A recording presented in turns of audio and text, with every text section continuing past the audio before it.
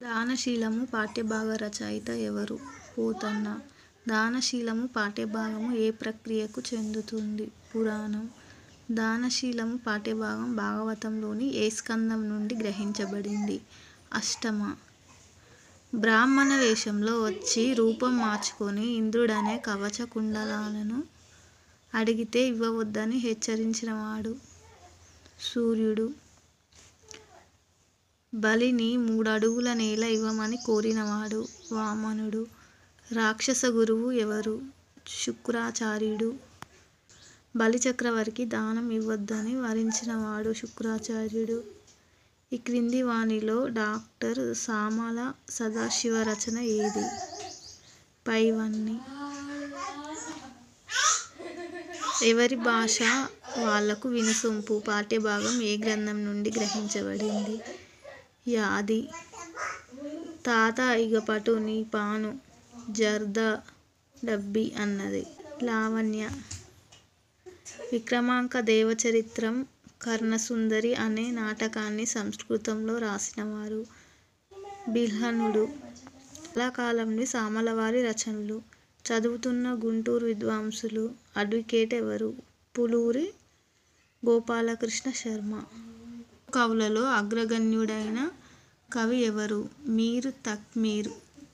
మసీదు మెట్లపై రోజూ కూర్చొని బిచ్చగాళ్ళ ఫకీరులా మాట్లాడే భాష నుండి ప్రజల పలుకుబడి జాతీయాలు నేర్చుకున్నానని చెప్పుకున్న కవి? మీర్ తఖ్మీర్. వీర తెలంగాణ పాఠ్యభాగం ఏ ప్రక్రియకు చెందును? పద్య ప్రక్రియ. తెలుగు సాహిత్యంలో గజల్, రుబాయి ప్రక్రియలను ప్రవేశపెట్టినవాడు దాశరథి. దాశరథి గలీబ్ గజల్లను ఏ సంవత్సరంలో అనువదించాడు? 1961. నా గీతావళి ఎంత దూరము ప్రయాణ బౌను అందాంక ఈ భూగోళంబున కగ్గి పెట్టెద అన్నవాడు దాశరథి. తిమిరంతో సమరం గ్రంథానికి కేంద్ర సాహిత్య అకాడమీ బహుమతి ఏ సంవత్సరంలో వచ్చింది? 1974. తెలంగాణమున గడ్డి పోచెను సంధించెదన్ కృపానమ్ము అన్నవాడు? దాశరథి. అగ్నిధారను అంకితం పొందినవాడు? వట్టికోట ఆళ్వార్స్వామి. కొత్తబాట పాఠ్యభాగం రచయిత ఎవరు? పాకాల యశోదారెడ్డి.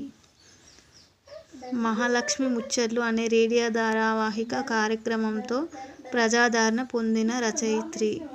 యశోదారెడ్డి. తెలంగాణ భాషా సౌందర్యాన్ని తెలపడానికి కథను శక్తివంతమైన సాధనంగా మలచుకున్న రచయిత ఎవరు? యశోదారెడ్డి. కొత్తబాట పాఠ్యభాగం ఏ మాండలికంలో రాశారు? ఉత్తర మాండలికం.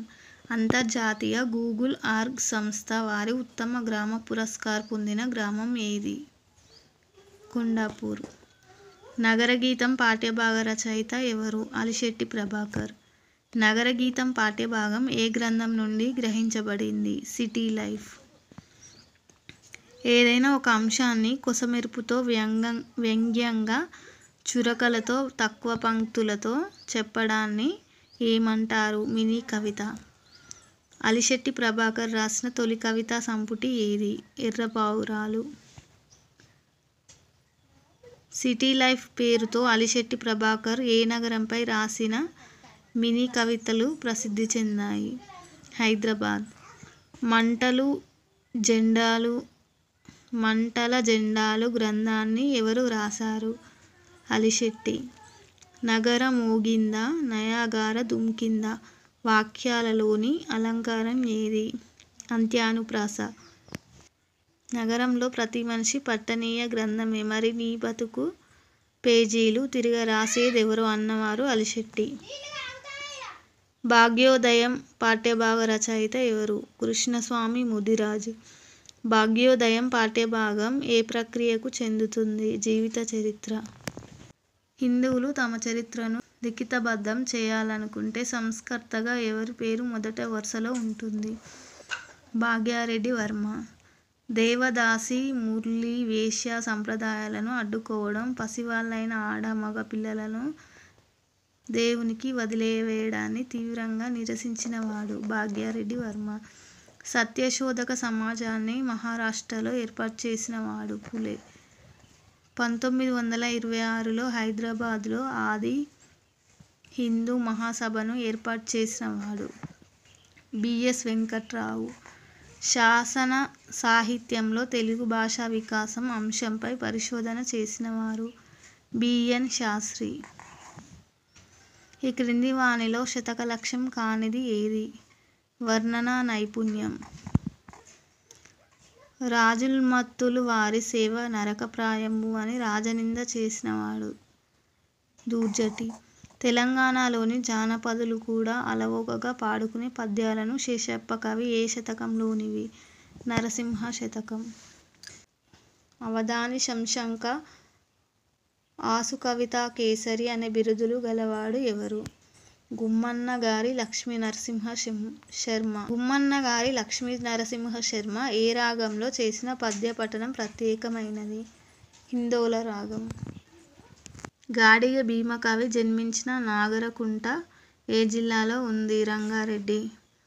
బ్రతక వచ్చుగాక బహుబంధములైన వచ్చుగాక లేమి వచ్చుగాక అనే పద్యంలోని ఛందస్సు. ఆటవెలది. లక్ష్యసిద్ధి పాఠ్యభాగం ఏ ప్రక్రియకు చెందను? సంపాదకీయ వ్యాసం. తక్కువ మాటల్లో పాఠకులను ఆకట్టుకునేట్లుగా ఆలోచించేట్లుగా చేయడం దేని లక్షణం? సంపాదకీయం. తెలంగాణ సచివాలయంలో ఏ దేవత విగ్రహం ఉంది? నల్లపోచమ్మ. ఎన్నాళ్ళలో వేచిన ఉదయం అనే వ్యాసం ఏ పత్రికలో వచ్చింది? ఈనాడు. పొద్దు పొడుపు వ్యాసాన్ని ముద్రించిన పత్రిక ఏది? ఆంధ్రజ్యోతి. తెలంగాణ నవవసంతం అనేది ఏ పత్రికలో ప్రచురించబడింది? విశాలాంధ్ర. గోల్కొండ సంపాదకుడిగా సురవరం ప్రతాప్ రెడ్డి ఏ సంవత్సరంలో నియమించబడ్డాడు? 1939 ఆగస్టు 3. తత్కాలానికి చెందినవే అయినప్పటికీ భిన్నమైన కాలాలకు వర్తించేవి ఏవి? సంపాదకీయాలు. జీవన భాష్యం పాఠ్యభాగ రచయిత ఎవరు? సి. నారాయణరెడ్డి. జీవన భాష్యం పాఠ్యభాగం ఏ ప్రక్రియకు చెందును? గజల్. గజల్లో ఉండే పల్లవిని ఏమంటారు? మత్ల. గజల్లో ప్రతి పాదం చివర ఉండే కవి నామముద్రను ఏమంటారు? తకుల్లస్. గజల్లో ఉండే చరణాన్ని ఏమంటారు? మక్త. సినారెకు జ్ఞానపీఠ అవార్డు ఏ గ్రంథం నుండి వచ్చింది? విశ్వంభర. సినారె కలానికి గలానికి ఉన్న ప్రత్యేకత ఏమిటి? 1 మరియు 2 శబ్దశక్తి, అర్ధయుక్తి. గోల్కొండ పట్టణం పాఠ్యభాగం ఏ ప్రక్రియకు చెందును? వ్యాసం. గోల్కొండ పట్టణ నిర్మాత ఎవరు? అంజాం ఖాన్. పారశీక దేశపు రాయబారి అతని అనుచరవర్గంనకు బస ఏర్పాటు చేసిన భవనం ఏది? దిల్కుషా. దొడ్డ బార్బోవా వృక్షం ఏ దేశం నుండి అబ్దుల్ కుతుబ్ షా తెప్పించాడు? ఆఫ్రికా. ఒక హోను విలువ ఎన్ని రూపాయలు? 4 రూపాయలు. 1687లో గోల్కొండ పట్టణాన్ని నాశనం చేసినవాడు ఔరంగజేబు.